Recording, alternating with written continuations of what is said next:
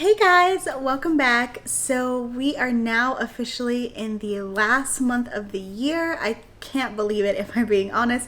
Christmas is right around the corner. My birthday is right around the corner. New Year's Day is right around the corner. We're in full-on holiday mode over here, and I couldn't be more excited. But anyway, as far as November goes, it was a really, really good reading month for me. I read 14 books, a combination of reading physical books, reading ebooks, listening to audiobooks. It was just a good month overall.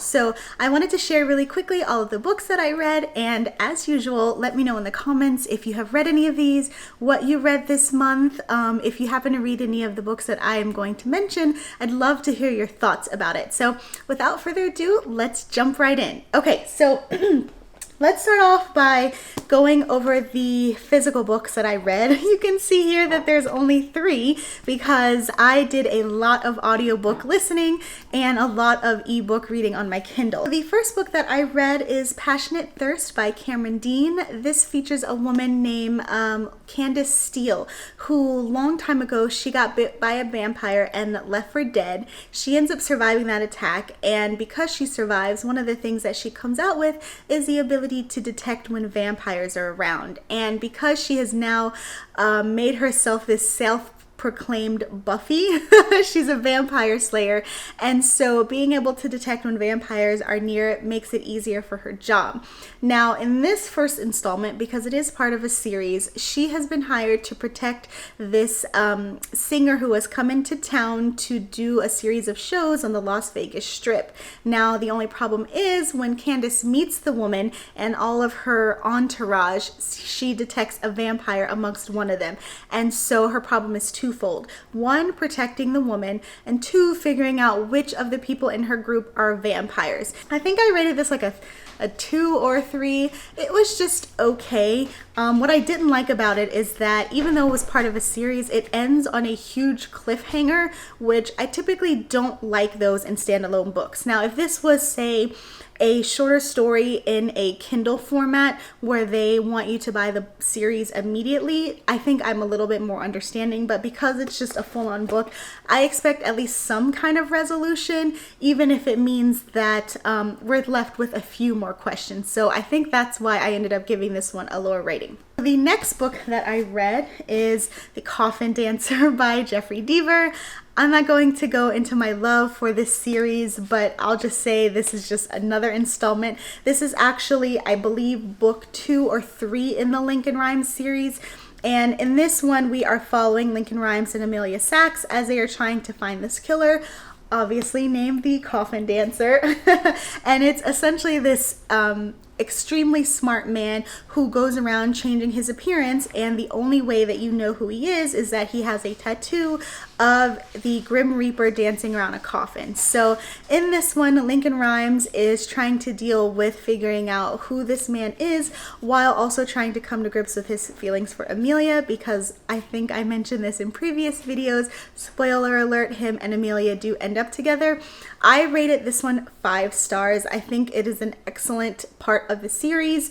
I was a little hesitant reading the earlier works, but the fact that Lincoln and Amelia aren't together yet adds another layer of complexity, which I think helps further the story because they're trying to obviously do their jobs while dealing with their feelings for one another. Okay, so the last physical book that I read is One Day in December, which, let me just say right off the bat, I loved. I gave this book 5 stars. I think I heard about it on Instagram somewhere a few weeks ago, and I went out immediately and picked it up from the library, and I thought it was super charming. Everything that you could want in a Christmas or light romance, this book definitely has it all. So what we have are 2 people, a woman named Lori and a guy named Jack. So one day Lori sees Jack standing at the bus stop while she's on the bus, and she doesn't know who he is, but she can tell immediately when they meet eyes that he's her soulmate.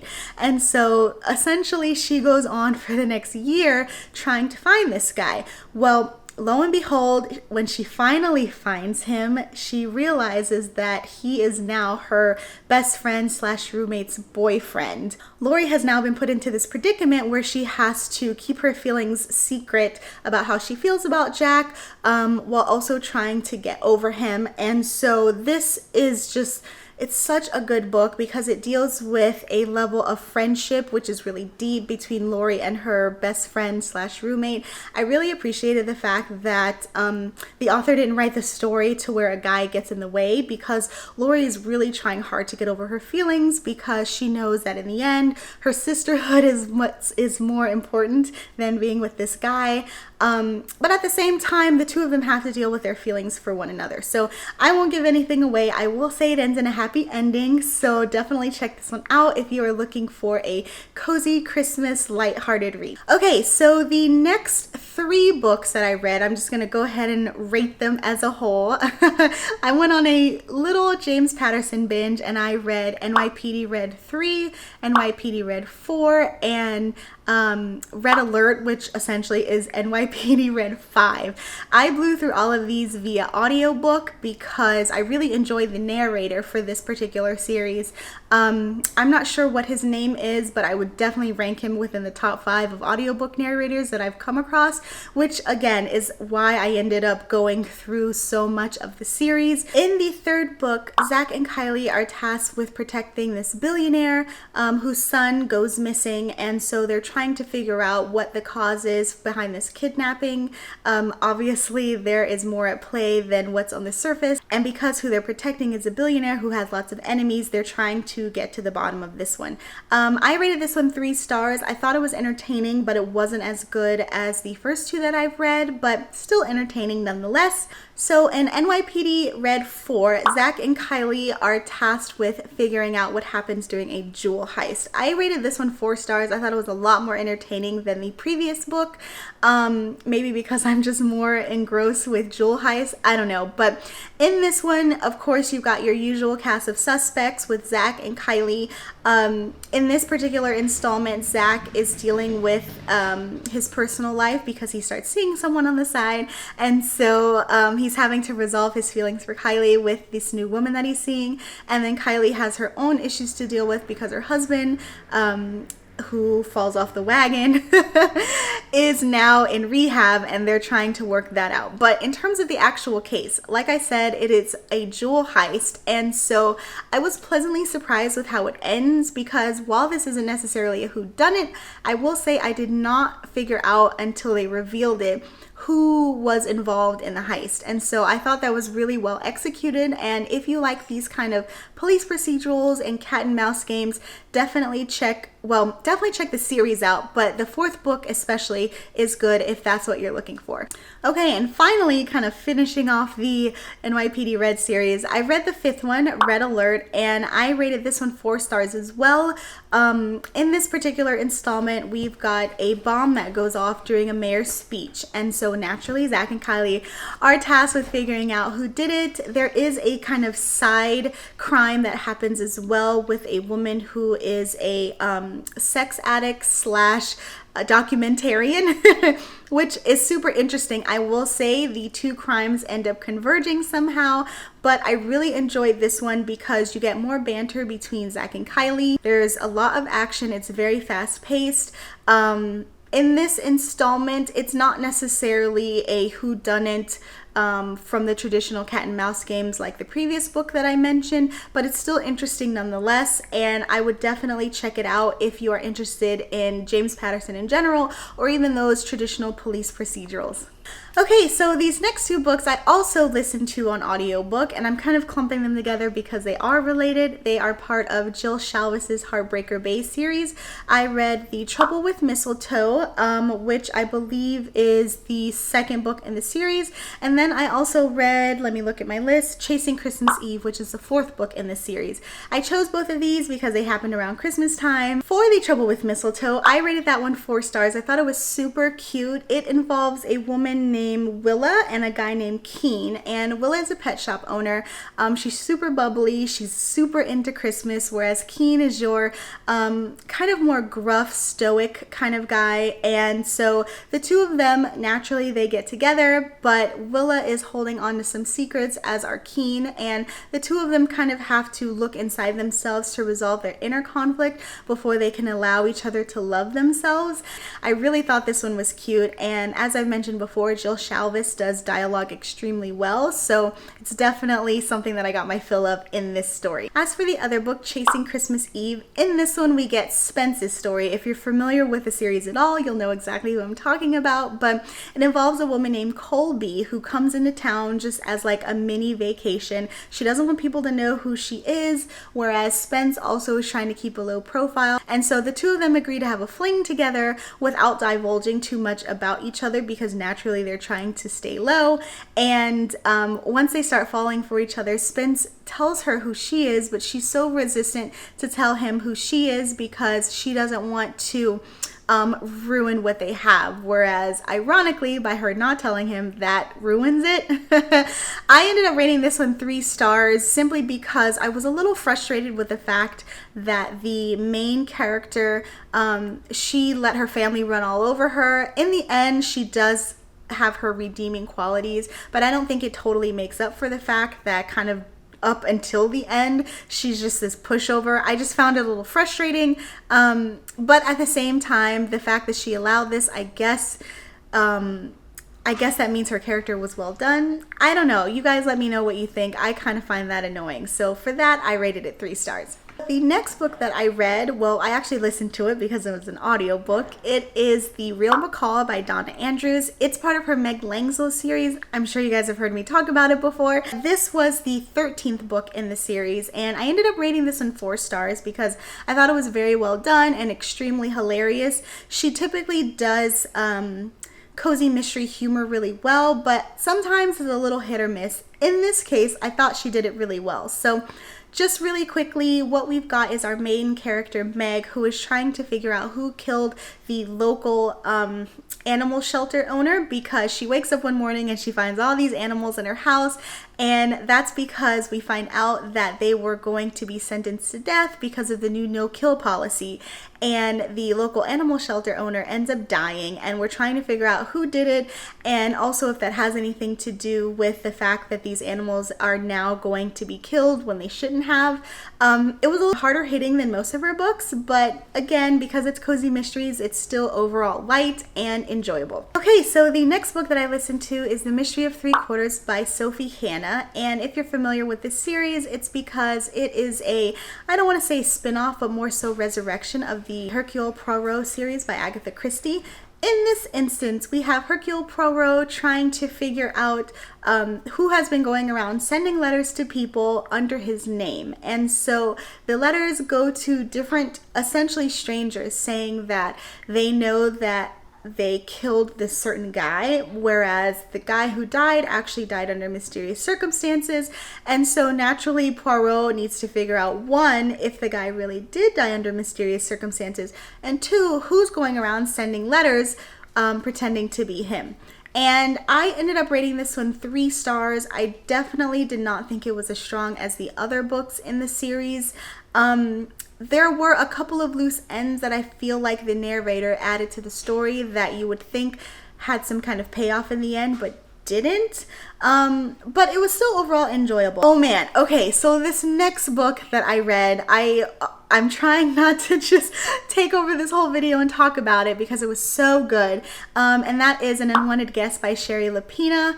Oh, I read this on audiobook and I think I listened to it in less than a day, cumulatively, of course. But what we've got are, well, first of all, what we've got are all my favorite tropes blended together. But what we've got are groups of people who all go to stay at this inn, and they all get snowed in and people start dying one by one. And it was just so good. The writing was excellent. I will say I was definitely thrown off in the beginning because it was written in present tense. And as you know, typically most books are kind of written in that past tense, like she said, he said, whereas here it's I say or she says.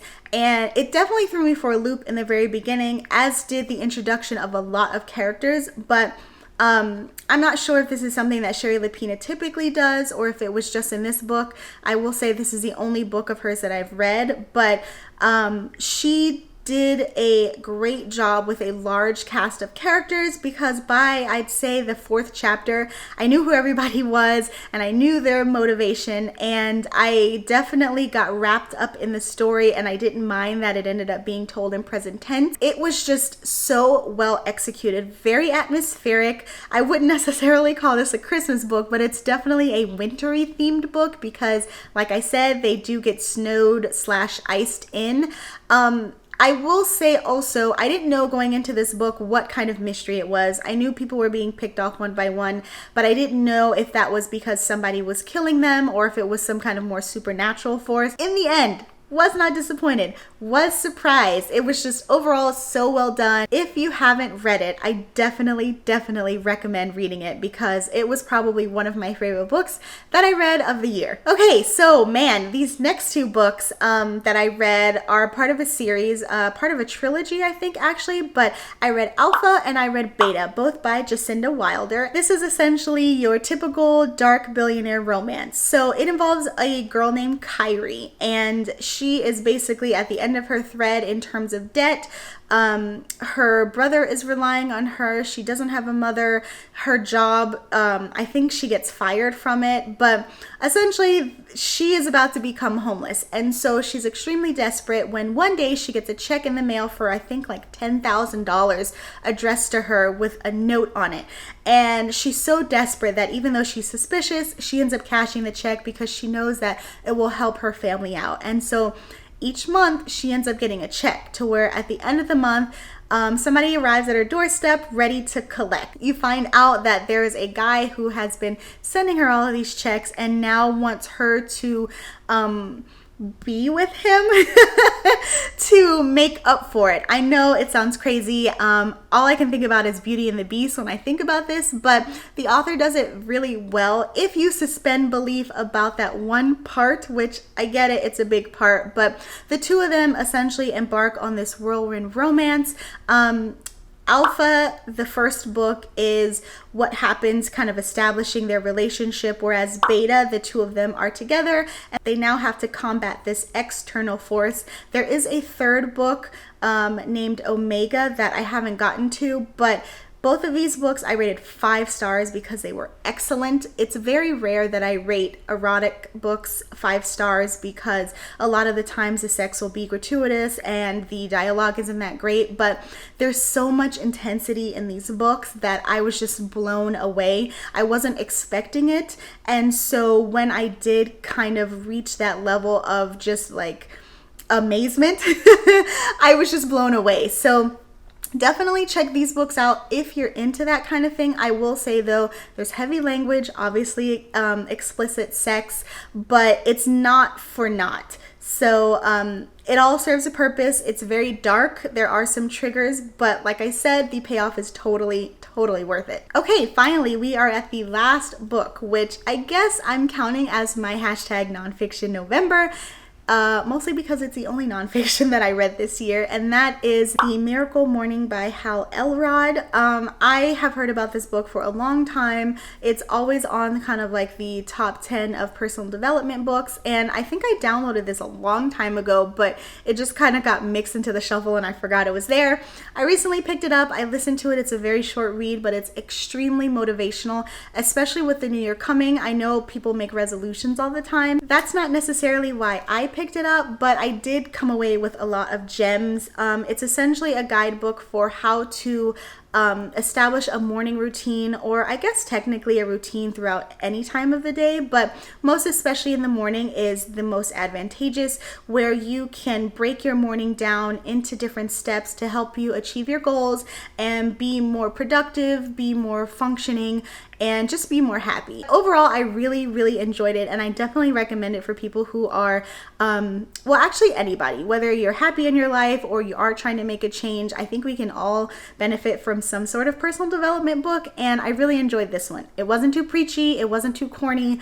It hit that sweet spot for being both motivating and well executed. So definitely check that out if you're into that kind of thing. Okay guys, that is it. I read a lot of books this month. Hopefully this video isn't like 20 hours long, but like I said, I think I had a really great reading month. I know that it's not always going to be this way, but I'm definitely relishing in the fact that I did read so much this month. Again, let me know in the comments how you guys did, and until next time, bye!